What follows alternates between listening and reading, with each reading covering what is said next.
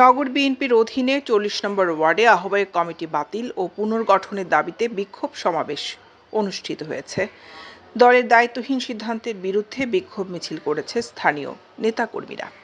বিক্ষোভকারীরা অভিযোগ করেন, যোগ্য নেতাদের বাদ দিয়ে টাকার বিনিময়ে তৈরি করা হয়েছে পকেট কমিটি।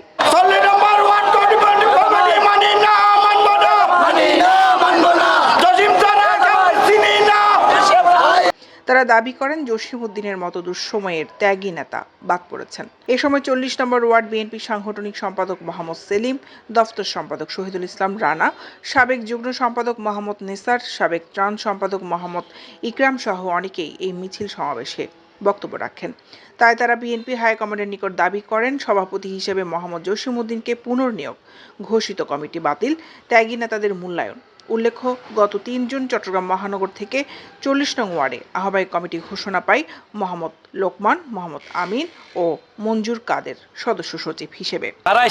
অবৈধ কমিটির বিরুদ্ধে, কমিটির বিরুদ্ধে ৪০ নম্বর ওয়ার্ড বিএনপি যে অবৈধ কমিটি হয়েছে ৩ জন এই অবৈধ কমিটি আমরা নমানি ৪০ নম্বর ওয়ার্ড কমিটির যারা এবং দিঘি এই কমিটির বিরুদ্ধে আরা প্রতিবাদ করিবেন লাই আজ এ লোড মিদি নাইনি আমরা এক অন্যায়ের প্রতিবাদ করার জন্য ১৭টা বছর আজ ১৭টা বছর আমরা পাগলের মতো দৌড়ে বেড়াইছি এ মাঠে ও মাঠে এ বিলে ও বিলে আমরা ঘুমাইতে পারি নাই, খাইতে পারি নাই, শুইতে পারি নাই, তারপরেও আমরা কিছু পাই নাই। ১৬টি বছর লাস্ট কত ১৭ বছর মায়ের খাই তোর খাই পুলিশের দূরে নে খাই নির্যাতন হই না।